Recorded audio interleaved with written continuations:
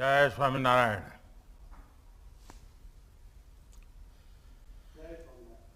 कार्यक्रम में उपस्थित पूज्य श्री ज्ञान जीवन दास जी स्वामी, भारतीय जनता पार्टी के गुजरात प्रदेश के अध्यक्ष और संसद में मेरे साथी श्रीमान CR पाटिल, गुजरात सरकार में मंत्री मनीषा बहन, विनू भाई, सांसद रंजन बहन, वडोदरा के मेयर केयूर भाई, सभी गणमान्य अतिथिगण, पूज्य संतगण, उपस्थित सभी हरिभक्त, देवी और सज्जनों और विशाल संख्या में मेरे सामने युवा पीढ़ी बैठी है।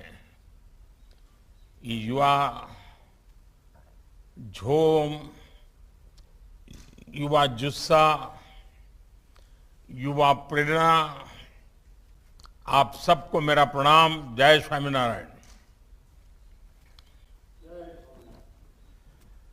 मुझे खुशी है कि संस्कार अभ्युदय शिविर के इस आयोजन में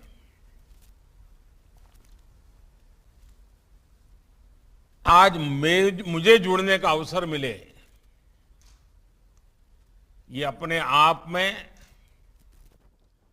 संतोष का, खुशी का अवसर है। इस शिविर की जो रूपरेखा है, जो उद्देश्य है और जो प्रभाव है, वो आप सभी संतों की उपस्थितियों में और निखर जाएगा। हमारे संतों ने, हमारे शास्त्रों ने हमें सिखाया है कि किसी भी समाज का निर्माण समाज की हर पीढ़ी में निरंतर चरित्र निर्माण से होता है। उसकी सभ्यता, उसकी परंपरा, उसके आचार विचार व्यवहार एक प्रकार से हमारी सांस्कृतिक विरासत की समृद्धि से होता है। और हमारी संस्कृति का सूजन, उसकी अगर कोई पाठशाला है, उसका अगर कोई मूल बीज है, तो वो हमारे संस्कार होते हैं। और इसलिए ये संस्कार अभ्युदय शिविर हमारे युवाओं के अभ्युदय के प्रयास के साथ ही हमारे समाज के अभ्युदय का भी एक स्वाभाविक पवित्र अभियान है। ये प्रयास है हमारी पहचान और गौरव के अभ्युदय का। ये प्रयास है हमारे राष्ट्र के अभ्युदय का। मुझे विश्वास है और मेरे युवा साथी जब इस शिविर से जाएंगे तो वो अपने भीतर एक नई ऊर्जा महसूस करेंगे, एक नई स्पष्टता और चेतना का संचार अनुभव करेंगे। मैं आप सभी को इस नव आरंभ के लिए, नव प्रस्थान के लिए, नव संकल्प के लिए बहुत बहुत शुभकामनाएं देता हूं। साथियों, इस साल संस्कार अभ्युदय शिविर का यह आयोजन एक ऐसे समय में हो रहा है जब देश अपनी आजादी का अमृत महोत्सव मना रहा है। आज हम नए भारत के निर्माण के लिए सामूहिक संकल्प ले रहे हैं, सामूहिक प्रयास कर रहे हैं। एक ऐसा नया भारत जिसकी पहचान नई हो, आधुनिक हो, फॉरवर्ड लुकिंग हो और परंपराएं प्राचीन मजबूत नींव से जुड़ी हुई हो। ऐसा नया भारत जो नई सोच और सदियों पुरानी संस्कृति दोनों को एक साथ लेकर आगे बढ़े और पूरी मानव जात को दिशा दे। आप किसी भी क्षेत्र को देखिए, जहां चुनौतियां होती हैं, भारत वहां उम्मीद से भरी संभावनाएं लेकर प्रस्तुत हो रहा है। जहां समस्याएं हैं, भारत वहां समाधान पेश कर रहा है। कोरोना काल के संकट के बीच दुनिया को वैक्सीन और दवाइयां पहुंचाने से लेकर बिखरी हुई सप्लाई चेन्स के बीच आत्मनिर्भर भारत की उम्मीद तक, वैश्विक अशांति और संघर्षों के बीच शांति के लिए एक सामर्थ्यवान राष्ट्र की भूमिका तक भारत आज दुनिया की नई उम्मीद है। दुनिया के सामने क्लाइमेट चेंज ऐसे खतरे मंडरा रहे हैं, तो भारत सस्टेनेबल लाइफ के अपने सदियों पुराने अनुभवों से भविष्य के लिए नेतृत्व कर रहा है। हम पूरी मानवता को योग का रास्ता दिखा रहे हैं, आयुर्वेद की ताकत से परिचित करवा रहे हैं। हम सॉफ्टवेयर से लेकर स्पेस तक एक नए भविष्य के लिए तत्पर देश के रूप में उभर रहे हैं। साथियों, आज भारत की सफलता हमारे युवाओं के सामर्थ्य का सबसे बड़ा सबूत है। आज देश में सरकार के कामकाज का तरीका बदला है, समाज की सोच बदली है और सबसे खुशी की बात यह है कि जन भागीदारी बढ़ी है। जो लक्ष्य भारत के लिए असंभव माने जाते थे, अब दुनिया भी देख रही है कि भारत ऐसे क्षेत्रों में कितना बेहतर कर रहा है। स्टार्टअप वर्ल्ड में भारत का बढ़ता हुआ कद भी इसका उदाहरण है। आज भारत दुनिया का तीसरा सबसे बड़ा स्टार्टअप इकोसिस्टम है। इसका नेतृत्व हमारे युवा ही कर रहे हैं। साथियों, हमारे यहां कहा जाता है, शुद्ध बुद्धि और मानवीय संस्कार अपने साथ साथ दूसरों का भी कल्याण करते हैं। अगर बुद्धि शुद्ध है तो कुछ भी असंभव नहीं, कुछ भी अप्राप्य नहीं। इसलिए स्वामीनारायण संप्रदाय के संत संस्कार अभ्युदय कार्यक्रमों के जरिए स्वनिर्माण, चरित्र निर्माण, इसका इतना बड़ा अनुष्ठान चला रहे हैं। हमारे लिए संस्कार का अर्थ है शिक्षा, सेवा और संवेदनशीलता। हमारे लिए संस्कार का अर्थ है समर्पण, संकल्प और सामर्थ्य। हम अपना उत्थान करें, लेकिन हमारा उत्थान दूसरों के कल्याण का भी माध्यम बने। हम सफलता के शिखरों को छुएं, लेकिन हमारी सफलता सबकी सेवा का भी जरिया बने। यही भगवान स्वामीनारायण की शिक्षाओं का सार है और यही भारत का सहज स्वभाव भी है। અને આજે તમે ગુજરાતના ખૂણે ખૂણેથી અહીંયા આવ્યા છો બધા, ત્યારે અને આટલી મોટી સંખ્યામાં યુવક યુવતીઓ મારી સામે નજરે ચડે છે, ત્યારે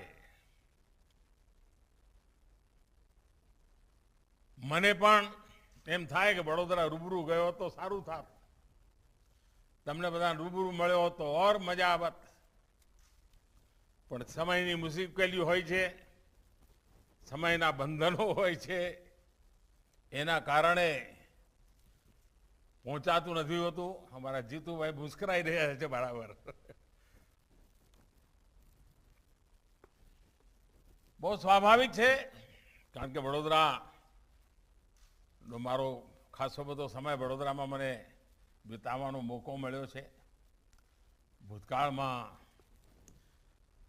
અને મારે માટે તો ગર્વની વાત છે કે વડોદરાએ અને કાશીએ બંને મને એક સાથે એમપી બનાવ્યો। ભારતીય જનતા પાર્ટીએ મને એમપી બનવા માટે ટિકિટ આપી, પરંતુ વડોદરાએ અને કાશીએ મને પીએમ બનવા માટે ટિકિટ આપી।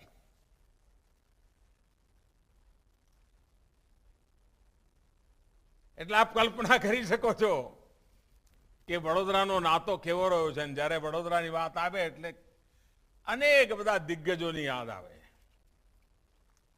અમારા કેશુભાઈ ઠક્કર, અમારા જમનાદાસ, અમારા દત્તાભાઈ કોટી, શરદભાઈ ભોસેકર, કૃષ્ણકાંતભાઈ શાહ, અમારા સાથી નલિન ભટ્ટ, મકરણભાઈ દેસાઈ, બાબુભાઈ ઓઝા, અમારા રમેશભાઈ ગુપ્તા, અનેક ચહેરા મારી સામે તરવરે છે। અને એની સાથે સાથે યુવાન ટીમ જેમની જોડે મને અનેક વર્ષો સુધી કામ કરવાનો મોકો મળ્યો, એ પણ આજે ખૂબ ઉચ્ચ પદો પરથી વડોદરાની અને ગુજરાતની સેવા કરી રહ્યા છે। અને હંમેશા વડોદરા તો સંસ્કાર નગરી તરીકે ઓળખાયું છે। વડોદરાની ઓળખ જ સંસ્કાર નગરી, અને એ સંસ્કાર નગરીમાં સંસ્કાર ઉત્સવ થાય તો સ્વાભાવિક છે। અને તમને બધાને યાદ હશે વડોદરાવાળાને, બહુ વર્ષો પહેલા વડોદરામાં મેં એક ભાષણ કર્યું હતું, શાયદ પબ્લિક સ્પીચ જ હતી, અને એમાં મેં સ્ટેચ્યુ ઓફ યુનિટીનું વર્ણન કર્યું હતું। ત્યારે તો સ્ટેચ્યુ ઓફ યુનિટી હજુ તો કલ્પના જગતની અંદર કામ ચાલતું હતું। અને એ વખતે મેં કહ્યું હતું કે જ્યારે આ સ્ટેચ્યુ ઓફ યુનિટી બનશે અને દુનિયાની આકર્ષણનું કેન્દ્ર બનશે, એ વખતે વડોદરા એની મૂળભૂત ભૂમિ બની જશે। વડોદરા સ્ટેચ્યુ ઓફ યુનિટીનો મૂળ આધાર બની જશે। આ મારું વર્ષો પહેલાનું એક ભાષણ વડોદરામાં છે। અને આજે સમગ્ર મધ્ય ગુજરાતમાં ટુરિઝમની આખી ઇકોસિસ્ટમ એનું કેન્દ્ર બિંદુ વડોદરા બની રહ્યું છે। જે રીતે પાવાગઢનું પુનર્નિર્માણ ચાલી રહ્યું છે અને માં કાલીના આશીર્વાદ આપણને મળી રહ્યા છે, મારી પણ ઈચ્છા છે આવનારા થોડા દિવસોમાં ક્યારેક માં કાલીના ચરણોમાં માથું નમાવા જરૂર આવીશ। પરંતુ ચાહે પાવાગઢ હોય કે અમારું સ્ટેચ્યુ ઓફ યુનિટી હોય આ બધી જ બાબતો આ વડોદરાની સંસ્કાર નગરીનો એક નવીન વિસ્તાર સમજ લો. ઔદ્યોગિક રીતે પણ આજે વડોદરાની ખ્યાતિ જુઓ. વડોદરામાં બનનારા મેટ્રોના કોચ દુનિયાની અંદર દોડે છે. આ વડોદરાની તાકાત છે અને આ ભારતની તાકાત છે. અને આ બધું આ દશકામાં જ બન્યું છે. કેવી તેજ ગતિથી આપણે નવા નવા ક્ષેત્રો સર કરી રહ્યા છીએ. પણ આજે જ્યારે નવજવાનો પાસે આવ્યો છું ત્યારે અને હમણાં પૂજ્ય સ્વામીજી એક વાત કરી. એમણે કહ્યું કે માળા કોઈ વાર ન થાય તો ન કરતા, પણ દેશનું કામ ક્યારેય બાજુમાં ના મૂકતા. એક સંતના મોઢે આ વાત નાની નથી હો દોસ્તો, ભૂલતા નહીં. એનો કે માળા છોડવાનું નથી કહ્યું એમણે, પણ મહાત્માએ બતાવ્યું છે કે દેશ માટે કંઈક કરવું એનું મહાત્મય. હવે ઘણીવાર એમ થાય આ આઝાદીનો અમૃત મહોત્સવ છે. આપણા નસીબમાં દેશ માટે મરવાનું કોઈ સૌભાગ્ય જ ન મળ્યું, પણ દેશ માટે જીવવાનું સૌભાગ્ય તો મળ્યું જ છે ભાઈ. દેશ માટે જીવવું પડે, કંઈક ને કંઈ દેશ માટે કરવું જોઈએ. અને દેશ માટે કરવાનું એટલે નાની નાની ચીજોથી થતું હોય છે. માની લો કે હું તમને બધાને એક વિનંતી કરું અને હું ઈચ્છું કે આપણા સંતો મારી આ વાતને બરાબર દર અઠવાડિયે પૂછપરછ કરે, સતત એમને યાદ કરાવે. અને અમારા કુંડલધામના જેટલા હરિભક્તો હોય, હિન્દુસ્તાનમાં હોય, ગુજરાતમાં હોય, દુનિયામાં હોય, કમસે કમ ગુજરાતમાં અને હિન્દુસ્તાનમાં એક કામ કરી શકીએ કે આ આઝાદીના અમૃત મહોત્સવ દરમિયાન 2023-15 ઓગસ્ટ સુધી, વધારે હું નથી કહેતો, 2023-15 ઓગસ્ટ સુધી આ સંસ્કાર અભ્યુદય શિબિરમાં જે આવ્યા છે એ અને એમના મિત્રો અને એમના પરિવારજનો નક્કી કરીએ કે આ એક વર્ષ આપણે રોકડથી કોઈ વહીવટ જ નહીં કરીએ, ખરીદી પણ નહીં કરીએ, વેચાણ પણ નહીં કરીએ, ડિજિટલ કરીશું. ડિજિટલ કરન્સીનો જ ઉપયોગ કરીશું, મોબાઈલ ફોનથી જ પેમેન્ટ કરીશું, મોબાઈલ ફોનથી જ પૈસા લઈશું. આપ વિચાર કરો કે તમે કેવડી મોટી ક્રાંતિ લાવી શકશો. જ્યારે તમે શાકભાજીવાળા પાસે પણ લેવા જશો કે ભાઈ હું તો ડિજિટલ પેમેન્ટ આપીશ, તો શાકભાજીવાળો બી શીખશે કે ભાઈ આ ડિજિટલ કેવી રીતે પૈસા લેવાય છે. એ બી બેંકમાં ખાતું ખોલાવશે, એના બી પૈસા સારા કામ માટે વાપરવાના શરૂ થશે. એક નાનકડો તમારો પ્રયાસ કેટલાય લોકોની જિંદગીમાં મૂળભૂત પરિવર્તન લાવી શકશે. કરશો દોસ્તો? જરા હાથ ઉપર કરો તો મને દેખાય અહીંયા. એમને જરા આમ તાકાતથી બધા હતા જય સ્વામિનારાયણ ધીમું ધીમું ચાલતું હશે. હા, હવે બીજું કામ, આ આઝાદીના અમૃત મહોત્સવમાં ઓછામાં ઓછા 75 કલાક, એક વર્ષમાં 75 કલાક, હું વધારે નથી કહેતો, 75 કલાક માતૃભૂમિની સેવા માટે કોઈને કોઈ કામ, ચાહે સ્વચ્છતાનું કામ લઈએ,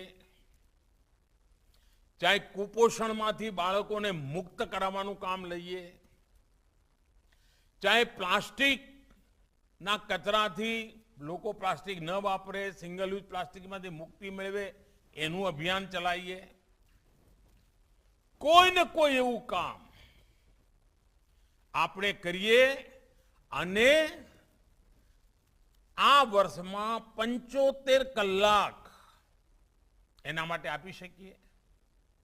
અને જ્યારે હું સ્વચ્છતાની વાત કરતો હોઉં, વડોદરાની અંદર વાત કરતો હોઉં, અને વડોદરા અને કાશી મારો નાતો એક સાથે રહ્યો, તો મને સ્વાભાવિક અત્યારે કાશીની વાત યાદ આવે. મેં જોયું કે જ્યારે હું સ્વચ્છતા અભિયાન ચલાવતો હતો તો કાશીમાં નાગાલેન્ડની એક દીકરી, તિમ્સુ તુલા એનું નામ, તેમ શું તુલા, આપણે ત્યાં ચિત્રલેખા એના માટે સરસ લેખ લખ્યો હતો. આ દીકરી થોડા વર્ષો પહેલા કાશીમાં ભણવા માટે આવેલી અને કાશીમાં એને રહેવાનું બધું આમ મજા આવવા માંડી. એ ઘણો સમય કાશીમાં રહી, નાગાલેન્ડથી આવી હતી. ઈસાઈ સંપ્રદાયમાં પૂજાપાઠ વિશ્વાસ કરનારી દીકરી હતી.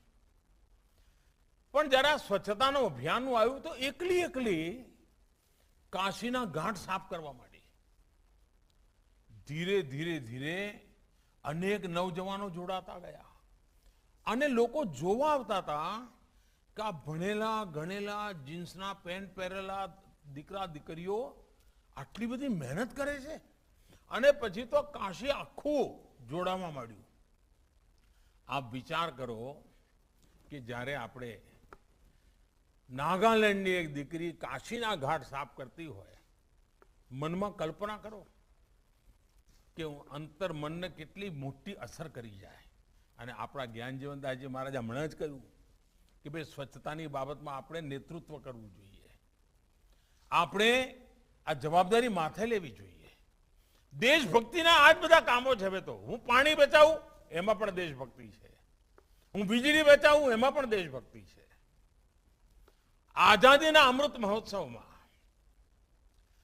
આપણા હરિભક્તોમાં કોઈ એવું ઘર ના હોય કે જે ઘરમાં એલઈડી બલ્બ ન વપરાતા હોય. તમે એલઈડી બલ્બ આવો એટલે ઉજળી તો લાઈટ તો સારું આવે જ, ખર્ચોય બચે, વીજળી પણ બચે. જન ઔષધિ કેન્દ્રો તમે જોયું હશે, આપણા ગુજરાતમાં અનેક જગ્યાએ જન ઔષધિ કેન્દ્રો છે. જે કુટુંબમાં કોઈ એક ડાયાબિટીસનો પેશન્ટ હોય ને તો એ કુટુંબને મહિને 1000-1200-1500 રૂપિયાની દવાનો ખર્ચો થાય. હવે આપણો મધ્યમ વર્ગનો પરિવાર આ 1200-1500 રૂપિયા દર મહિને ક્યાંથી કાઢે? એટલે આપણે જન ઔષધિ કેન્દ્રો શરૂ કર્યા અને સારામાં સારી ગુણવત્તાવાળી દવા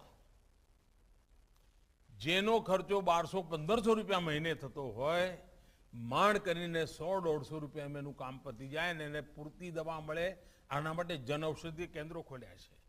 મારા નવજવાન સાથીઓ, મોદીએ તો આ કામ કરી લીધું, સરકારે તો કરી લીધું, પણ પેલા મધ્યમ વર્ગના કે ગરીબ માણસને ખબર નથી કે ભાઈ આ જન ઔષધિ કેન્દ્રો ખુલ્યા છે, એને લઈ જઈએ, એને સસ્તી દવા મળે, એને સમજાવીએ.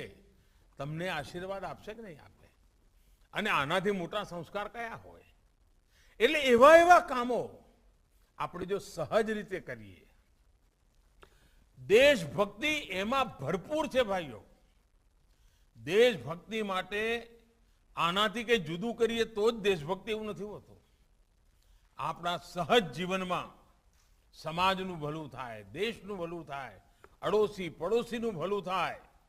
હવે આપ વિચાર કરો, આપણે ત્યાં ગરીબ બાળકો કુપોષણમાંથી મુક્ત થાય,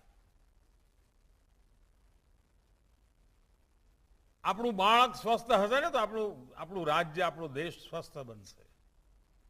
આનો આપણે વિચાર કરી શકીએ. મને ખુશીની વાત છે, હમણાં ગુજરાતમાં મોટું અભિયાન ચાલી રહ્યું છે પ્રાકૃતિક ખેતીનું. આ ધરતી માતા, ભારત માતા કી જય બોલીએ છીએ. આ ભારત માતા, આપણી ધરતી માતા, એની ચિંતા કરીએ છીએ. કેમિકલ ફર્ટિલાઇઝર યુરિયા અને આન તે નાખીને આપણે ધરતી માતાને ટૂંપો જ દેવા માંડ્યા છીએ. આ ધરતી માતાને આ કેટલી દવાઓ ખવડાવીશું?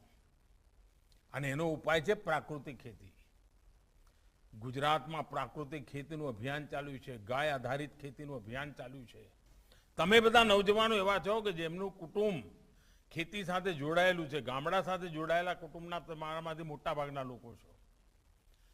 આપણે સંકલ્પ કરીએ કે આપણે હરિભક્ત છીએ, સ્વામિનારાયણ ભગવાનની સેવામાં છીએ, તો કમસે કમ આપણું કુટુંબ આપણા ખેતરમાં કોઈ કેમિકલ નહીં વાપરીએ, પ્રાકૃતિક ખેતી જ કરીશું. આ પણ દેશની ધરતી માતાની સેવા, એ તો ભારત માતાની સેવા. સાથીઓ, મારી અપેક્ષા આ છે કે સંસ્કાર આપણા જીવન વ્યવહાર સાથે જોડાયેલા હોવા જોઈએ. માત્ર વાણી અને વચન પૂરતા સંસ્કાર પૂરતા નથી. સંસ્કાર સંકલ્પ બનવા જોઈએ. સંસ્કાર સિદ્ધિ માટેનું માધ્યમ બનવા જોઈએ. મને વિશ્વાસ છે કે આજની આ શિબિરમાંથી અનેક આવા ઉત્તમ વિચારો લઈને તમે બધા જશો. જ્યાં જશો ત્યાં આઝાદીના અમૃત મહોત્સવમાં આ ભારત માતાની આ કરોડો કરોડો દેશવાસીઓની સેવાનો સંકલ્પ લઈને જશો. આપની વચ્ચે મને આવવાનો મોકો મળ્યો, વાતચીત કરવાનો મોકો મળ્યો. આપ સૌને અનેક અનેક શુભકામનાઓ. પૂજ્ય સંતોને મારા પ્રણામ. જય સ્વામિનારાયણ.